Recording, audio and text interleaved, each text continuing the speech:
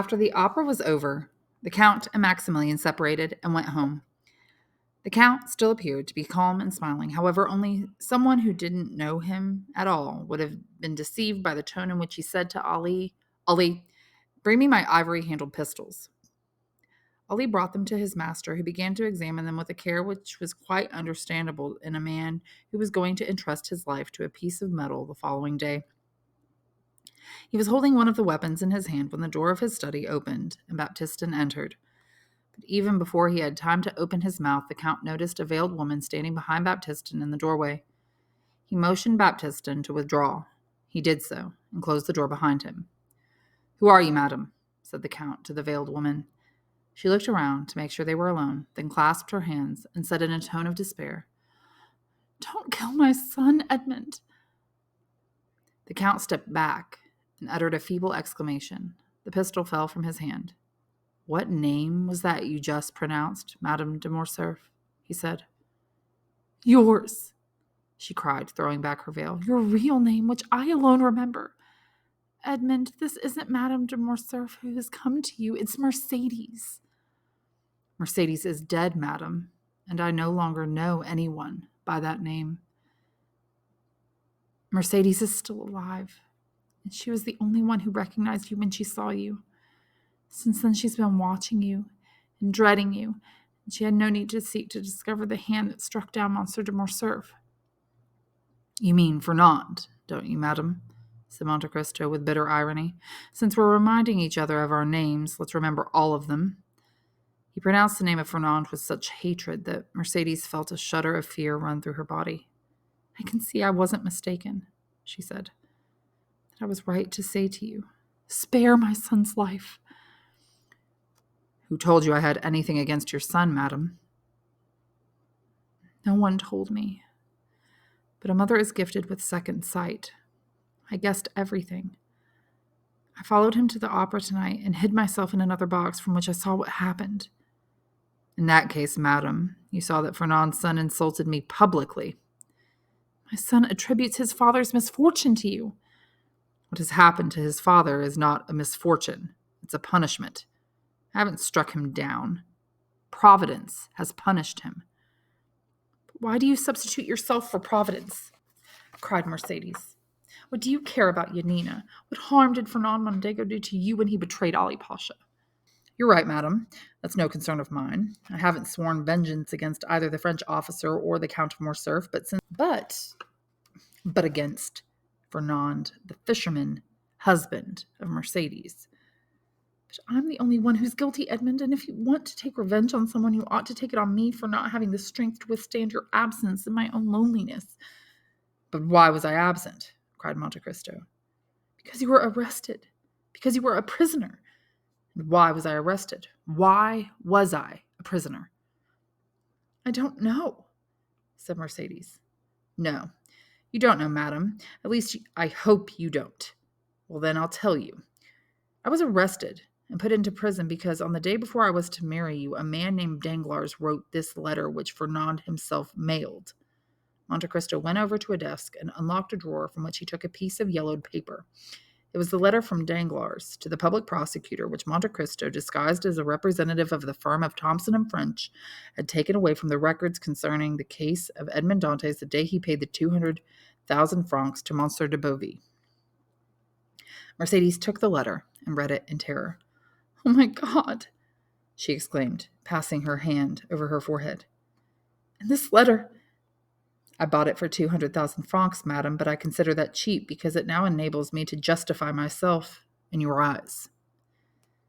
"And what was the result of this letter?" "I already know the result, madam. It led to my imprisonment. But what you don't know is how long my imprisonment lasted. You don't know that for 14 years I was only a quarter of a league away from you, in a cell in the Chateau d'If. You don't know that every day of those 14 years I renewed the vow of vengeance I made the first day, yet I didn't know you had married Fernand, my denouncer, that my father was dead, and that he died of hunger." "Good God!" cried Mercedes, reeling. Falling to her knees, she cried out, "Forgive me, Edmund, forgive me for the sake of Mercedes, who still loves you." The Count raised her to her feet and said, "You're asking me not to crush that cursed breed. You're asking me to disobey God, who brought me back from a living death in order to punish them. Impossible, madam, impossible." "I call you Edmund," said the poor mother, at her wit's end. "Why don't you call me Mercedes?" "Mercedes," repeated Monte Cristo. "Yes, you're right. It's a name that is still sweet to say, and it's been a long time since it came so clearly from my lips. Oh, Mercedes, I've spoken your name with sighs of melancholy, with shrieks of pain, with groans of despair. I spoke it crouching in the straw on the floor of my dungeon. Mercedes, I've suffered for 14 years. I wept and cursed for 14 years. And now I tell you, Mercedes, I must have vengeance." The Count, trembling lest he yield to all the prayers of the woman he had once loved so much, called up all his memories to support his hatred. "Take your vengeance, Edmund," cried the poor mother. "But take it on those who are guilty. Take it on Fernand. Take it on me, but don't take revenge on my son." Monte Cristo heaved a sigh that resembled a roar and gripped his head between his hands. "Edmund," continued Mercedes, "ever since I met you, I've worshipped your name and respected your memory. Edmund, my friend, don't force me to darken that pure and noble image constantly reflected in my heart. Oh, Edmund, if you only knew how often I've prayed for you while I still hoped you were alive and after I believed you to be dead. What else could I do for you except to weep and pray? Believe me, Edmund, guilty as I am, I've suffered too." "Have you felt your father dying while you were absent?" cried Monte Cristo. "Have you seen the woman you loved give her hand to your rival while you were groaning in the depths of a dungeon?" "No," answered Mercedes, "but I've seen the man I loved ready to become the murderer of my son." She spoke these words with such passionate grief, with such infinite despair, that a sob burst from the Count's throat.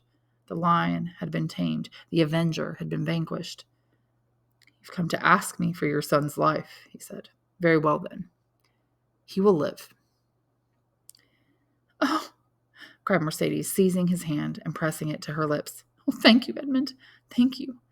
You're still the man I've always dreamed of, the man I've always loved." "You won't have long to love him," replied the Count.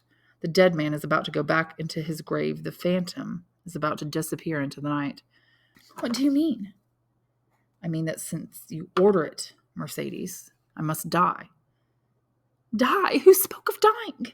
"You can't believe that, after being publicly insulted by a young man who could boast of my pardon as he would of a victory, I could still go on living. What I've loved most after you, Mercedes, is myself. That is, my dignity and the strength which made me superior to other men. That strength was my life. You've broken it with a word, so I must die. The duel will still take place, but instead of your son's blood, it will be my own that pours out on the ground." Mercedes uttered a loud cry and rushed toward Monte Cristo, but then suddenly she stopped. "Edmund," she said, "the fact that you're still alive, and that I've seen you again, proves that there's a God above us. I trust him from the bottom of my heart. Awaiting his help, I count on your word. You've told me my son will live. He will live, won't he?"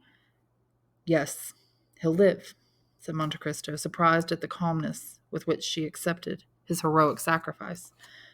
Mercedes held out her hand to him. "Edmund," she said, her eyes filling with tears, "you've just done something so noble and sublime. You've taken pity on a poor woman who came to you with every reason to believe her hopes would be disappointed. Alas, I've grown old more from grief than from age, and I can't even remind my Edmund of the Mercedes he used to look at for so many hours. Oh, believe me when I tell you I've suffered too. It's terrible to watch one's life go by without a single joy, without a single hope. Let me tell you once again, Edmund, it's noble and sublime to forgive as you've just done." "You say that without knowing the greatness of the sacrifice I'm making for you, Mercedes. Suppose the Supreme Maker, after creating a third of the world, had stopped there to spare the tears of an angel who would otherwise have wept over our crimes one day. Suppose that, after having prepared everything and sown the seeds of life, just as he was about to admire his work, God had extinguished the sun and plunged the world into eternal night. If you imagine all this, you still won't have any idea of what I'm losing by losing my life at this time. Mercedes looked at the Count with an expression that showed all her astonishment, admiration, and gratitude. Edmund, she said, I have only one more thing to say to you. My beauty has faded. You'll see that while Mercedes no longer resembles herself outwardly, she still has the same heart. And now goodbye, Edmund. I now have nothing more to ask of heaven. I've seen you again as noble and great-hearted as ever. Goodbye, and thank you, Edmund. The Count did not answer. Mercedes had already gone before he came out of the deep and painful reverie which his lost vengeance had plunged him. How stupid I was, he said to himself, not to have torn my heart out the day I swore to avenge myself. Chapter 52. The next morning, Maximilian and Emmanuel arrived 20 minutes early. Excuse me if I've come too soon, said Maximilian, but I admit frankly that I didn't sleep a wink last night, and neither did anyone else in my house. I needed to see you in all your courageous self-assurance in order to become myself again. The Count was moved by this proof of affection, and instead of holding out his hand to the young man, he opened his arms to him. Maximilian, he said, it's a glorious day for me when I feel myself loved by a man like you. Good morning, Emmanuel. So, Maximilian, you're going to be my second. Did you doubt that I would? But if I should be in the wrong, listen, I watched you last night during that whole scene of provocation. I thought about your confidence all night long, and I said to myself that justice must be on your side, or else it's impossible to judge anything from a man's face. Thank you, Maximilian, said the Count. Then he struck a gong once. Take this to my notary, he said to Ali, who appeared almost instantly. It's my will, Maximilian. It will concern you after my death. What? Cried Maximilian. Your death? We have to provide for every possibility, haven't we, my friend? But now, tell me, what did you do last night after you left me? I went to Tortoni's. Well, as I expected, I found Beauchamp and Chateau Renaud. I was looking for them. Why? The arrangements had already been agreed on. I was hoping they would agree to change the weapons from pistols to swords. A pistol is blind. And did you succeed? Asked Monte Cristo, with an almost imperceptible glimmer of hope in his eyes. No, your skill in fencing is too well known. How has it become known? From the fencing masters you've defeated. So you failed. They refused categorically. Have you ever seen me shoot a pistol? Asked the Count. Never. Monte Cristo attached an ace of diamonds to a plank, picked up a pistol, and successfully shot off each of the four corners of the diamond in the center of the card. Maximilian looked at the bullets with which the Count had just performed this feat and found that they were no larger than pellets of buckshot. Look at this, Emmanuel, he said. It's frightening. Then turning to the Count, he said, In the name of God, Count, don't kill Albert. The poor boy has a mother. That's true, said Monte Cristo, and I have none. He spoke these words in a tone that made Maximilian shudder. You're the offended party, Count. Of course, and what does that mean? It means that you'll be the first to shoot. I insisted on that. We've made so many concessions to them that they could afford to make that one to us. At what distance? 20 paces. A frightening smile passed over the Count's lips. Maximilian, he said, don't forget what you've just seen. I won't, which is why I count only on your generosity to save Albert's life. You're so sure not to miss that I can say something to you that would be ridiculous if I said it to anyone else. Wound him, but don't kill him. Listen to me, Maximilian. You don't need to encourage me to deal kindly with Monsieur de Morcerf. I'll deal so kindly with him that he'll return tranquilly with his 2 seconds, while I'll... Go on! With me, it will be different. They'll carry me back. No, you can't mean that. It will be, as I tell you, Maximilian. Monsieur de Morcerf will kill me. Maximilian looked at him in complete bewilderment. What's happened to you since last night, Count? He asked. The same thing that happened to Brutus the night before the Battle of Philippi. I saw a ghost, and that ghost told me that I have lived long enough. Maximilian and Emmanuel looked at each other. Monte Cristo pulled out his watch. Let's go, he said. It's 7:05, and I have an appointment for 8 o'clock. The carriage was waiting for them. Monte Cristo climbed into it with his 2 seconds. They arrived at the appointed spot at exactly 8 o'clock. We're the first ones here, said Maximilian, putting his head out the carriage window. Excuse me, sir, said Baptistin, who had followed his master with indescribable terror, but I think I see a carriage over there under the trees. Oh, yes, said Emmanuel. I see two young men who seem to be waiting. Monte Cristo leaped lightly down from the carriage and gave a hand to Emmanuel and Maximilian as they descended. Then he drew Maximilian aside and said, Maximilian, is your heart free? Maximilian looked at him in surprise. I'm not asking you to tell me any secrets, continued the Count. I ask you to only answer yes or no. I love a certain young lady, Count. Do you love her deeply? More than life. One more hope shattered, said Monte Cristo. Then he murmured with a sigh, Poor Haydée. If I didn't know you so well, Count, I'd think you were less brave than you really are. Because I sigh when I think of someone I'm about to leave? Come now, Maximilian. Can a soldier know so little about courage? Besides, this weakness, if it really is weakness, is for your eyes alone. I know that the world is a salon which we ought to leave politely and honestly, that is, after saluting and paying our gambling debts. Well said. By the way, have you brought your weapons? No. I expect those gentlemen to bring their own. I'll go ask them, said Maximilian. He walked over to Beauchamp and Chateau Renaud. The three young men greeted each other, if not with friendliness, at least with courtesy. Excuse me, gentlemen, said Maximilian, but I don't see Monsieur de Morcerf. He sent word to us this morning that he would meet us here on the field of honor, replied Chateau Renaud. It's only 8:05, said Beauchamp, looking at his watch. There's no great time lost, Monsieur Morel. Oh, I didn't mean to imply... Besides, interrupted Chateau Renaud, here's a carriage coming now. They looked up and saw a carriage approaching rapidly along one of the avenues leading to the crossroads where they were standing. But that's not Morcerf, exclaimed Chateau Renaud. It's Franz and Debray. The two young men alighted and walked over. What brings you here, gentlemen? Asked Chateau Renaud, shaking hands with each of them. Albert sent word to us this morning to meet him here, replied Debray. Beauchamp and Chateau Renaud looked at each other in surprise. Then Beauchamp called out, Look, here comes Albert now. He's galloping at full speed. How foolish of him to come on horseback to fight a duel with pistols, said Chateau Renaud, and after I instructed him so carefully. Albert reined up, leaped off his horse, and approached his friends. He was pale, and his eyes were swollen and bloodshot. It was easy to see that he had not slept at all. Thank you for accepting my invitation, gentlemen, he said. I'm extremely grateful to you for this proof of your friendship. Maximilian had stepped aside 10 paces or so. And you too, Monsieur Morel, said Albert. My gratitude also belongs to you. Come closer. Your presence is welcome. Perhaps you're not aware that I'm one of the Count of Monte Cristo's seconds, said Maximilian. So much the better. I want to have as many men of honor here as possible. Monsieur Morel, said Chateau Renaud, you may inform the Count of Monte Cristo that Monsieur de Morcerf has arrived and that we are at his disposal. Maximilian started off to deliver the message while Beauchamp took out the box containing the pistols. In just a moment, gentlemen, said Albert. I have a few words to say to the Count of Monte Cristo. In private? Asked Maximilian. No, before everyone. Albert's seconds looked at each other in surprise.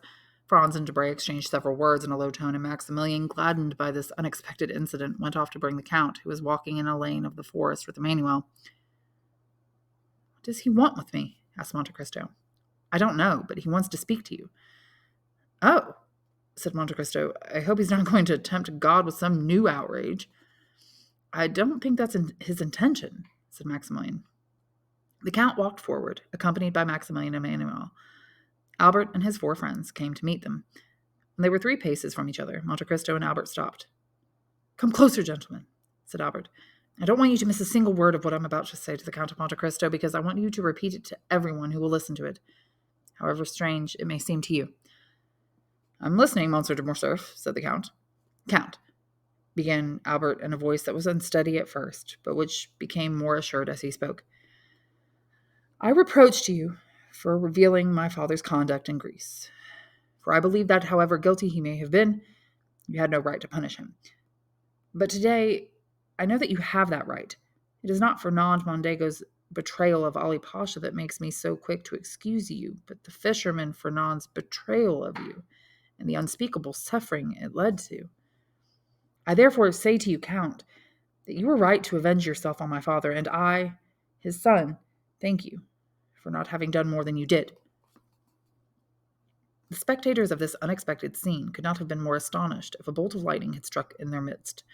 As for Count of Monte Cristo, He slowly raised his eyes to the heavens with an expression of infinite gratitude, and he could not admire too much the way in which Albert's fiery character, whose courage he had been able to appreciate when he had come to rescue him from the Roman bandits, had submitted itself to that sudden humiliation.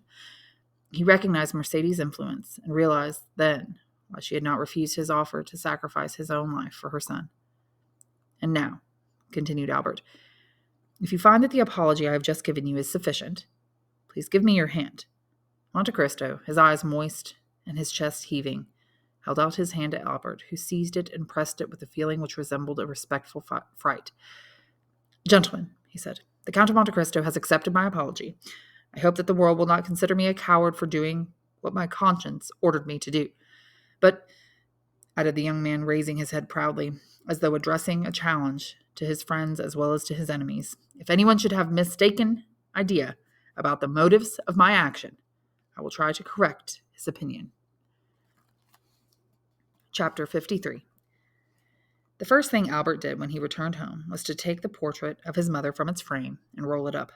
Then he collected all his fine Turkish weapons, English rifles, Japanese porcelains, mounted trophies, and bronze statues, threw his pocket money into a desk drawer, which he left open, added to it all the jewels from his vases, shelves, and jewel boxes, made a precise inventory of everything, and placed this inventory conspicuously in the middle of a table.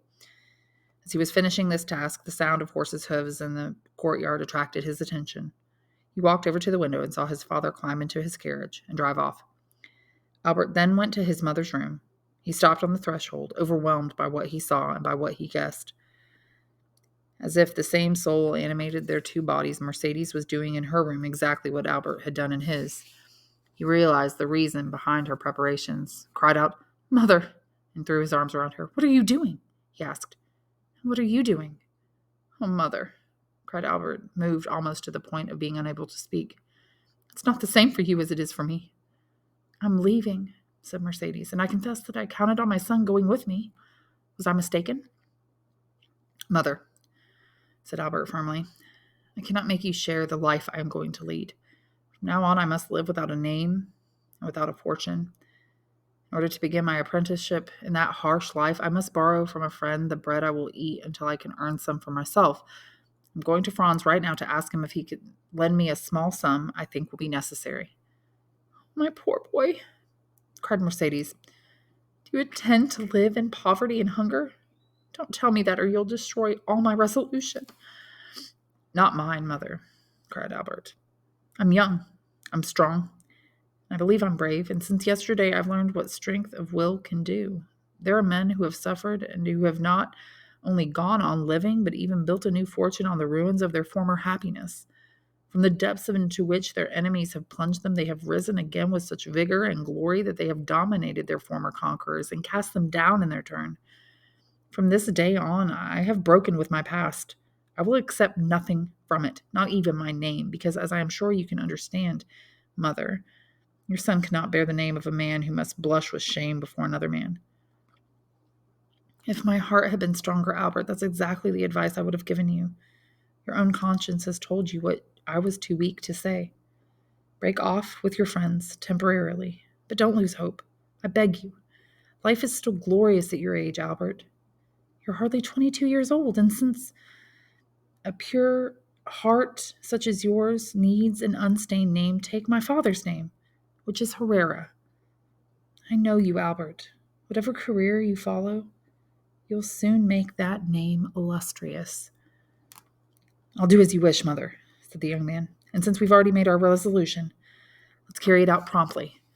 My father left the house about half an hour ago, which means that we now have a good opportunity to avoid a scene." "I'll wait for you, my son," said Mercedes. Albert ran into the street and hired a carriage. As he was returning to the house, a man came up to him and handed him a letter.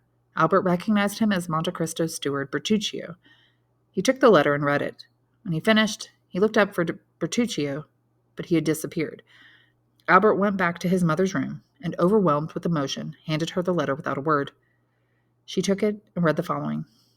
"Albert, you're about to leave your father's house, taking your mother with you. But reflect for a moment before you leave. You owe her more than you can ever repay her. Face the struggle alone. Keep the suffering for yourself and spare her the poverty that will inevitably accompany your first efforts. For she does not deserve even a reflection of the misfortune which has come to her today. I know that you are both about to leave your father's house without taking anything with you. Do not try to discover how I learned this. I know it, and that is enough. Listen to me, Albert. 24 years ago, I returned to my country happy and proud. I had a fiancée, a saintly young girl whom I worshipped, and I had 3,000 francs, which I had slowly amassed by constant hard work. That money was for her, and knowing the treachery of the sea, I buried our treasure in the little garden of the house in which my father lived in Marseille. Your mother knows that house well. Recently, on my way back to Paris, I passed through Marseille. I went back to that house, full of painful memories for me, and dug in the spot where I had buried our treasure. The iron box was still in its place. No one had touched it. It is in the corner of the garden shaded by the fig tree, which my father planted on the day of my birth. That money was meant to contribute to the happiness of the woman I loved. You will understand why. Instead of offering her the millions I could now give her, I give her back only that pittance which has lain forgotten since the day I separated from her.